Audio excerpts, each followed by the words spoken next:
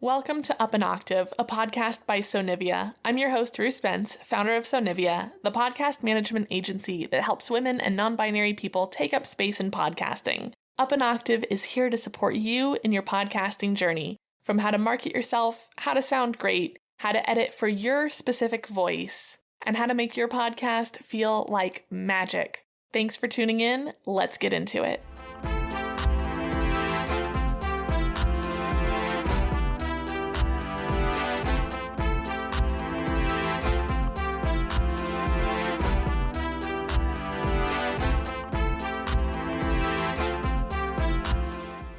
Welcome back to Up An Octave. Happy Halloween. It is my favorite day of the year. And so in the spirit of the season, I am here to talk to you about when podcasting feels scary. I want to address how often fear is a barrier to people starting a podcast. This is a limiting belief that I hear so often from people. Whether it's being afraid that you'll sound silly, not knowing what you would talk about, there are so many fears that arise in the process of starting a podcast. So if you've been wanting to start a show, or maybe you're just starting to get curious about podcasting and these fears are holding you back, I'm going to give you some strategies today that you can implement to overcome them. The first barrier is imposter syndrome. This is the one that hits everybody at one point or another. If you're not familiar with the term, imposter syndrome is that wriggling tickle in the back of your brain that says, "Who are you to do blank?" The Impostrix podcast is a fantastic resource for unpacking imposter syndrome, especially if you are a person of color or if you experience any other areas of marginalization like disability, gender, being queer.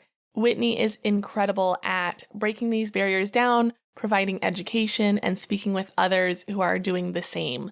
She was actually just a guest on the Tea with Tanya podcast, and that tea was piping hot. So if you're feeling like imposter syndrome is something that you're really struggling with, go listen to her podcast. She will fill your cup. It is one that I highly, highly, highly recommend. She just got started this year and she is already doing big things. Imposter syndrome doesn't just hit you when you're getting started either, especially in podcasting when it feels like things are constantly evolving and changing. It can impact you anywhere in your life that you're showing up as an expert. So if you are trying to provide the authority on nutrition, if you're going to do a nutrition podcast, there could come a time when you're like, oh, who am I to be saying these things, to espouse these beliefs? There's someone who knows more than me, someone who went to more schooling than me. Ask me how I know. I tackle imposter syndrome in my business constantly. And part of it, I think, can be beneficial because sometimes I think that my imposter syndrome is asking me to show up more for my clients. It's asking me to educate myself more. But then sometimes it's just a damn liar. Sometimes my imposter syndrome is just there as a mental roadblock for me. And it's almost always intrinsic when it's just the feeling of, maybe I'm not good enough. Now, this is something that Whitney addressed on the Tea with Tanya podcast when she was on a couple weeks ago. That was sometimes that imposter syndrome is external. And in my case, when I've dealt with that external imposter syndrome was for me when I was starting my first show. And even again, when I entered podcasting as a professional, I was hearing from certain voices, I'll leave it there, that oh, well, I've been in this career for 20 years and I've toured with the Rolling Stones and I know everything about audio. And I felt boxed out. I felt like there wasn't space for me. And I felt like, oh my God, I've never toured with the Rolling Stones. Who the hell am I? What could I possibly know to bring to this space? And I realized that exactly how small I felt in that moment, hearing from those voices who were saying, oh yeah, I'm the boss, I'm the expert here, and who are you, little girl, you've only been at this a couple years. I realized that feeling is exactly why I need to do what I'm called to do. Because there are other people who are hearing those messages and letting them shut them down. And so I want to provide a voice that says, hey, you're brand new, you're a woman who wants to do audio engineering, who wants to have a podcast, cool. Let's hear more about it. Because I think it's such a barrier when you're meeting that bravado that says, oh, you could possibly there's nothing you could possibly add to this conversation. I think that that is such a limiting barrier to so many people because of how toxic it feels. It's very easy to let those conversations just make you feel small and want to give up. And I believe that especially women and non-binary people who are so marginalized at only 29% and 2% of the industry respectively, we have so much to give that I think a lot of times that imposter syndrome, which Whitney calls an imposter experience, that there are times that you are externally made to feel like an imposter. All of this is to say that I've experienced it too, and the Impostrix podcast has really been incredibly eye-opening for me. So that is something that I highly, highly recommend if imposter syndrome is coming after you in anywhere, whether it's podcasting, professionally, you name it. But I think that so much of imposter syndrome in podcasting really does come down to just not knowing yet. And that's why I'm here, is because there are things that I do know, and I want to help break down that sense for other people. Some of the best advice I've gotten about imposter syndrome is that you just need to know a little bit more than the person that you're telling about it. You don't have to know everything about cryptozoology to have a podcast about Mothman. You just have to know a little bit more than your audience and show up curious. So often, especially when we are in expert positions, and this is mostly coming genuinely from a funnel podcast, which is where you're trying to guide to whatever your business is, but also sometimes in a fandom podcast, if you're positioning yourself as, you should listen to me because I know a lot, I think it can be very intimidating to not feel like you know enough. And a way that you can combat that is to show up curious and be loud about your curiosity. So, for instance, I just personally in my own home studio for this episode implemented an isolation shield around my microphone.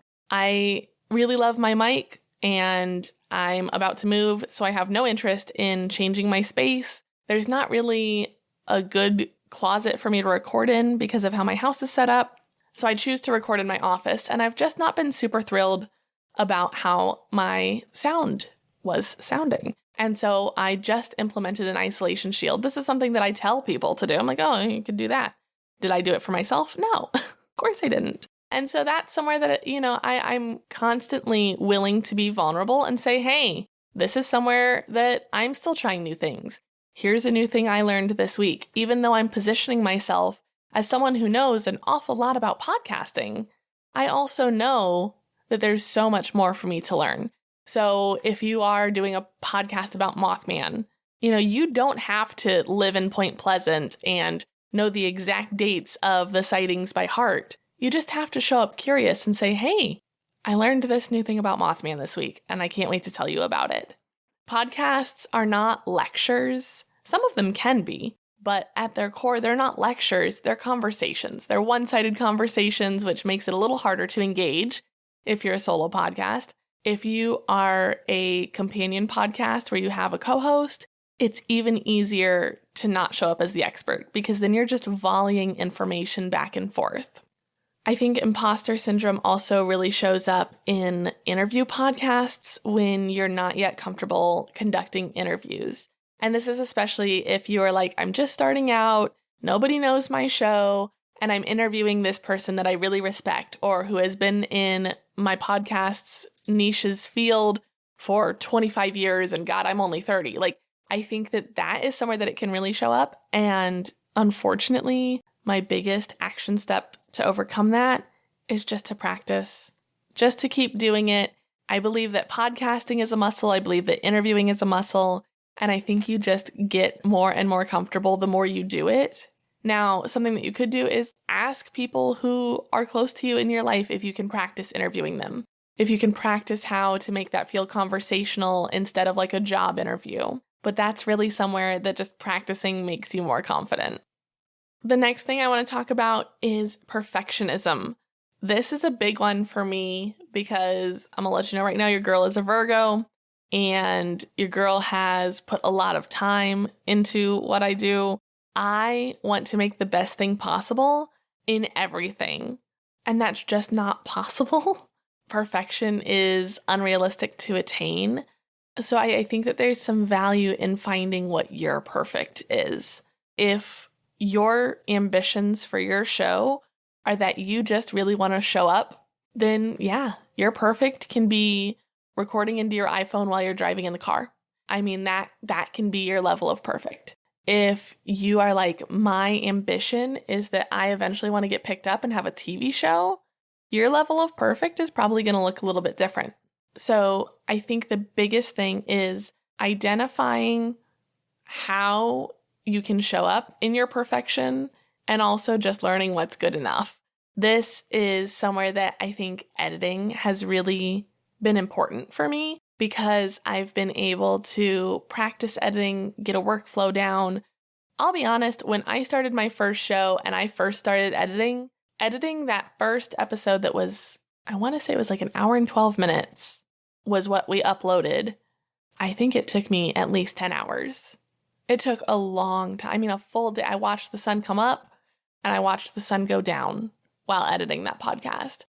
And I listen back on it now and I'm like, wow, girl, like you did your best. And I think that is somewhere that confidence has really helped me.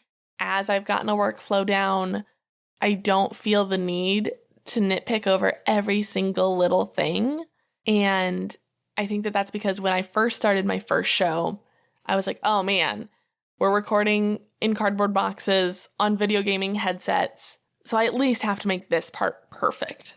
And instead I was making myself crazy, spending 10 hours a day on one thing, which was a little ridiculous.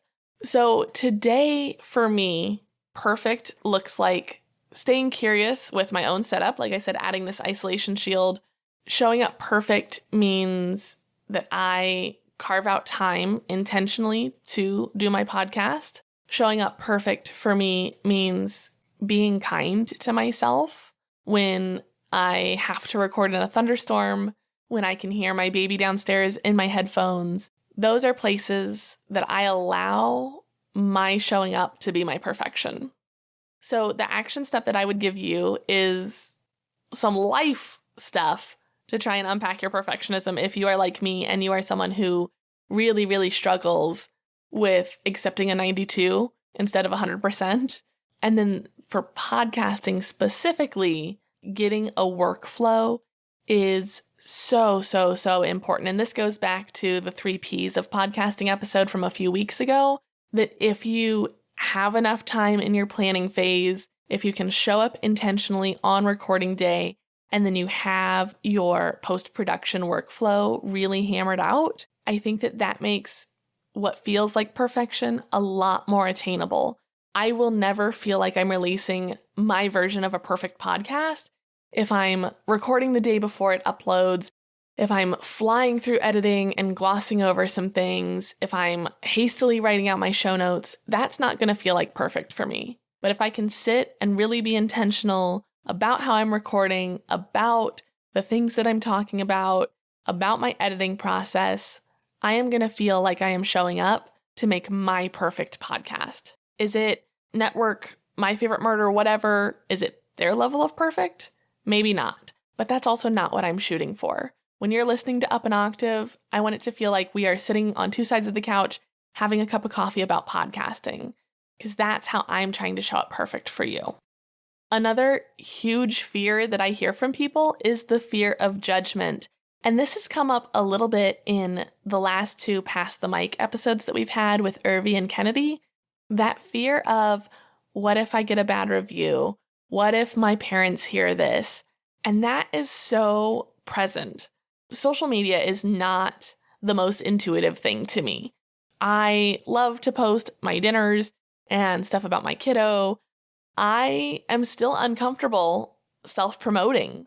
People who are socialized as women, I think, very much deal with this, not self-promoting, not taking up too much space. And so it is hard for me when I'm on Instagram and I'm making reels that are pushing my business and educating people about how to make a podcast. It's uncomfortable for me to show up to strangers in that way. But the funny thing is that it's more uncomfortable for me to show up to the people I know. Like, oh my God, nothing turns me into a blushing schoolgirl quicker than when my husband finds me editing a reel. if he glances over my shoulder at my phone and sees me spinning in a circle, I just wither and die. Because that's not how I'm showing up to the people who know me best. And that's okay. I think that it's okay if how you're showing up in your podcast, in your public presence, I think it's okay if it embarrasses you to think of your dad finding that. Part of that, at least for me, is because the random people on the internet, the ones who are commenting on my Instagram, there's this one guy in particular who keeps finding me, so shout out to him, and saying, oh, not everybody needs a podcast. Or I've gotten, so many hate comments on just random stuff, because I feel like when you are showing up loudly in support of women and in support of gender diverse people, you're going to get trolls. But I don't really care when I see those comments, because that person doesn't mean anything to me. I don't care if some random person on Instagram who doesn't even have a profile picture thinks I'm ugly or dumb, or that women are silly and shouldn't have podcasts, and Andrew Tate's the only person who should ever have a podcast. That doesn't matter to me. What my best friend thinks of me, that matters to me. That matters a hell of a lot more than what this Andrew Tater Tot person thinks. I think that it's very normal to have that fear of, what will the people whose opinions matter to me, what will they think? Oftentimes, there's so much more fear of judgment from people who know you than there is from strangers. I hear that sometimes when I'm talking with clients. I'm like, one of the biggest ways to get started, to get your first few reviews, is to ask. Say on your Facebook page, your personal profile, hey, I'm doing a new thing. I don't know if you know this, but I'm super into Mothman. And I just started a Mothman podcast. So it would be super cool if you could listen, and I'd really appreciate a review. That's such a great way to get started and generate some excitement with the people who love you. And oftentimes I have clients who say, oh my God, I could not post this on my personal page. I don't want my uncle and my cousins and my best friend even to know I'm doing this, because it feels intimate in a different way. And so I think the fear of judgment is twofold, because obviously it's not your favorite thing when you're like, ooh, I just got a new notification. I got a new review or an Instagram comment, wherever you're showing up. And it's like, oh, you're ugly. It's like, oh, okay, well, kind of got excited to check my phone and see what someone said about this thing I worked really hard on. And it sucks when it's not positive. But I think the fear of judgment is so much more often from people closer to us, which hopefully they're not the ones judging you. If they are, that's not what the podcast is for, but I'm just going to leave it there. Also, there's a really big fear of judgment with ourselves. This especially shows up when you are editing your own podcast for the first time, because it is humbling to hear your own voice back in your ears. There is actually something anatomical about the bones in our ears, that the way that our voice sounds inside our head is very different than the way it sounds projected out of our mouths. And so it's almost this uncanny valley thing where you're hearing your voice back. So it's not that your voice sounds dumb or terrible or awful. It's just that it sounds so foreign from what you're expecting that it's almost like when you have a cup of something and you think you're going to take a drink of orange juice and you take a drink of Diet Coke. It's not that Diet Coke or orange juice are inherently better or you like one or the other differently. It's just that when you are so strongly expecting, oh, this is going to be orange juice, and you're hit with that wave of carbonation and sweet of pop, you're like, oh my God, it's just so alarming that you're like, I don't like this. And you're like, wait. It's because I was expecting orange juice. The same thing is so true in podcasting when you're listening to your own audio, because you are just so used to the orange juice of how your voice sounds inside your head that when you hear the Diet Coke of it being projected, it's so alarming. Over the years, I have gotten so much more comfortable with listening to my own voice because I now recognize it almost like a separate voice. I hear it coming out of my head when I'm talking, but especially since I record with a monitor, so I'm able to actually hear my voice as it's going into the mic back in my headphones, I now know that voice. I've spent so many hours with that voice in post-production that even if I don't think about that as my voice, I'm like, oh, that's Rue's voice. Maybe not my voice, but it's Rue's voice, if that makes sense. Kind of separating out that expectation and learning to accept the voice that you're hearing will really help with your own judgment. This is also true for using crutch words, your ums, uhs, the fillers. That's somewhere that I hear people judging themselves. Oh my God, it sounds so dumb. I always say this. I think taking the self-judgment out will make you feel so much stronger to face external judgment. And the last thing I want to touch on also has a lot to do with judgment, and that's the fear of public speaking. Even though you are just sitting in your walk-in closet, in your office, whatever the case may be, you're just talking to yourself, but you're also talking to one person who's listening, but you're also talking to the amount of people that are your listeners. And scaling that is very tricky to navigate. I will be straight honest with you. I am talking to the wall right now, right? But I'm also talking to you, the person who's listening to this. And I'm envisioning you, that we are sitting on the couch. It's Halloween. We're probably passing back the candy bowl. And we're just talking about podcasting. But there are more than one of yous out there who are listening to this. And so it's about scaling that projection to that degree. And that's somewhere that I've talked about at least on my social media, if not on the podcast before, is that I don't like "hey guys" as a greeting. And you see this on YouTube all the time. Let me try and put on my YouTube voice. Hey guys, what's up? It's Rue. We're back with another episode of Up an Octave. Smash that bell. Or ring that bell, or whatever they say. And I think that "hey guys" is almost a camouflage because it removes some of the intimacy. If you are just talking at an audience, like if you've ever performed on stage and you know that you can't see past like the first row because of the lights, it's easier to think of that anonymous collective guys than the intimacy of talking to one person and spilling your guts and telling all of your cool Mothman facts to that one person. That feels very intimate. If you are sitting under your headphones speaking to that one person, that is a lot more intimate than "hey you guys." And so that's why I don't like that, because as a listener, when I hear "hey guys," I'm reminded that I am just one seat in the auditorium of this person's podcast. I like to feel like it's just me. When I am driving in my car and I pop on a podcast, I like the intimacy of the parasocial relationship that I have with the host. I like it to be, hey, you, I see you. I'm sitting here with you and I'm talking just to you.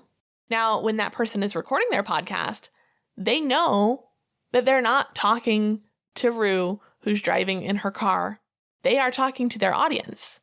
So balancing that scale is really hard to still make it feel intimate. And this is why the fear of public speaking is such a part of podcasting, because there's such a plus and minus on both sides. It's embarrassing to just talk to your own wall. It's embarrassing to have this conversation with yourself until you get comfortable with it. It's also really, really uncomfortable for a lot of people to get up on a stage and speak to everybody. But because of the fear of judgment, it can be really hard to talk to one person. You know, if you are dating, it can be really hard to go introduce yourself to somebody cute. And I think all my listeners are pretty cute. So, just saying, I have to be brave and talk to the cute person in the room, which is you. Hi. I remember when I first got with my husband, I was nervous. We had our first date. We'd already talked a bunch because we met online, but I was still kind of nervous to show up and have this one eye contact conversation with one cute person. So there are challenges no matter how you are putting yourself out there. There is the challenge of having the conversation with yourself. There's the challenge of visualizing the one person you're speaking to. And there's the challenge of knowing that a lot of people are going to hear this. So the action steps for this are, again, just do it. Practice. Get comfortable with it. This, more practically, the action step is really rely on editing. That is something that I talk about constantly because so often my clients put this pressure on themselves almost as if this is a live broadcast.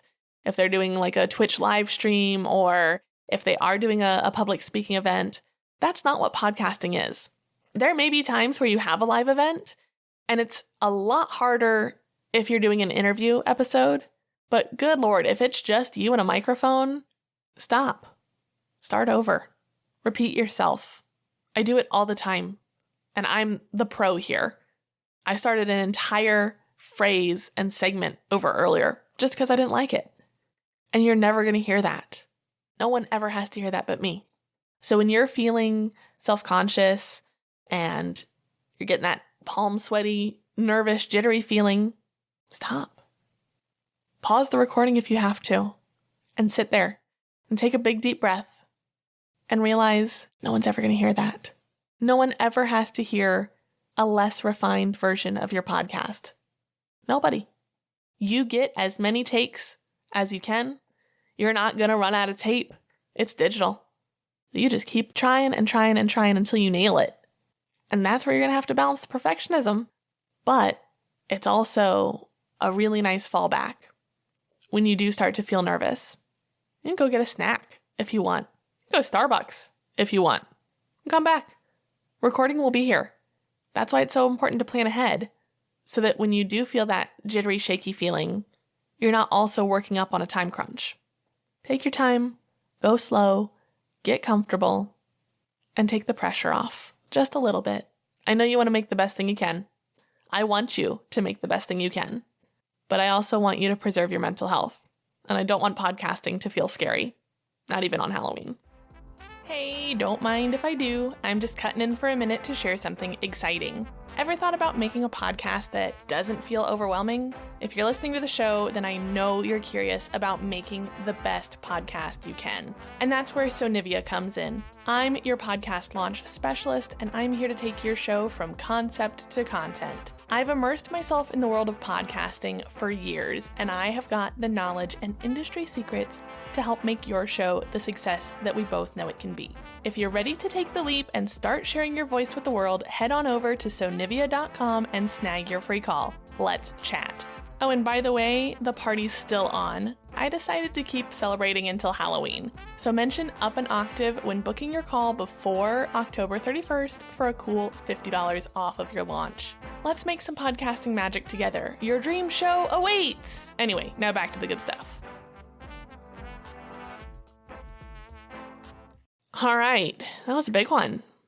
This week's question comes from Rena at the Feeling Like Healing podcast, which I love that name, which hasn't launched yet. So I'm super excited to be like literally on the ground floor with Rena.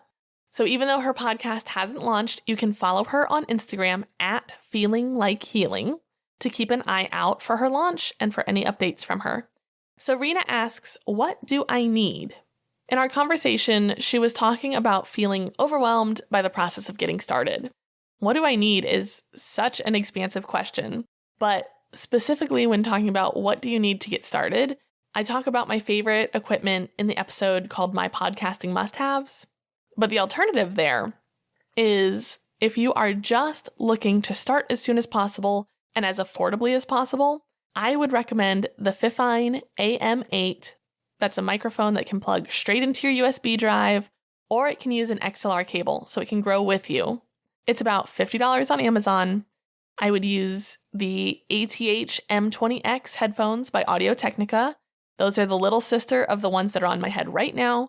They're just under $50 too. I'd still recommend using Audacity to record and edit, but I'd host on Spotify for podcasters.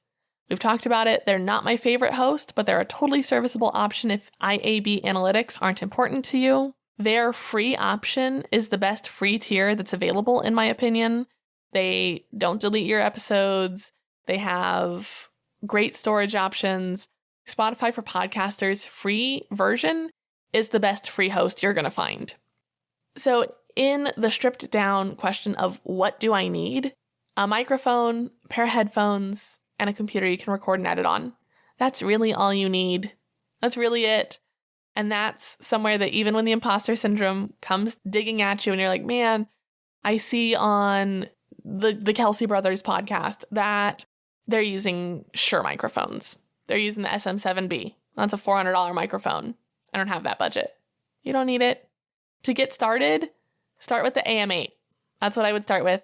Work up when you feel like you want to. The Rode Pod mic that I'm using right now, it's about $100 because it's the XLR version. The USB version is about $200. The difference between the $50 microphone and the $200 microphone is not huge. So if $200, $400, $500, $800 is not in the cards for you, start with the $50 microphone and just get going. That's going to be totally serviceable, and it's going to be great for your first X amount of episodes until you feel the need to upgrade. Headphones to me are really important, maybe even more important than the microphone, because you're going to spend so much time under them in post-production. I am a headache girly. It takes very little to give me a headache, and uncomfortable stuff on my head is a huge trigger for me. Some glasses and sunglasses are too heavy and they hurt me. Same with headphones. When I had that gaming headset that I started recording with, I would just unplug the microphone because it had just a 3.5 millimeter jack on it that you could plug the microphone into. And I would just use those headphones to edit. And A, the sound quality was not very good. But B, the ear cups hurt my ears and the headband squished my head. And when you're spending 10 hours editing, which please don't spend 10 hours editing, but when I was spending 10 hours editing that first episode or first handful of episodes, it took me a while to get my workflow. I would leave with such a headache between staring at the screen, wearing the headphones, listening to scary audio that was not very good because it was recorded in a cardboard box into a gaming headset. Did not sound very good. I would leave with just such a massive headache at the end of the day. So to me, headphones that fit your head well and are comfortable for extended wear are so important. The Audio Technicas that I have right now, I can wear these for 6 hours very comfortably. Because if I have a full workload of edits for a day, if all my clients have sent me projects, I can be under these guys for 6 to 8 hours with very few breaks. And so I want something that's not going to give me a headache at the end of the day. That is my bare minimum what I would start out with. So if you are like Rena and you are just thinking about getting your show started, that is honestly my recommendation for where I would start out.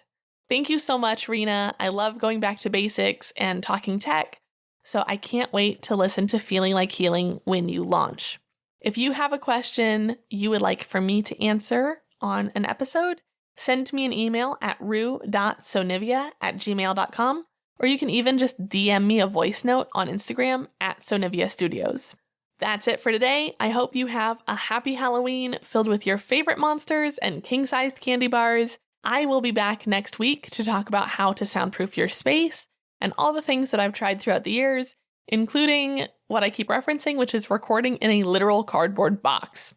In the meantime, share this episode with a friend who's fighting some mental roadblocks to get their podcast started. Subscribe on Apple Podcasts or Spotify or wherever you're listening. And while you're there, drop me a rating or a review, because just like your show, mine needs those to grow. Thank you for helping me take podcasting up an octave.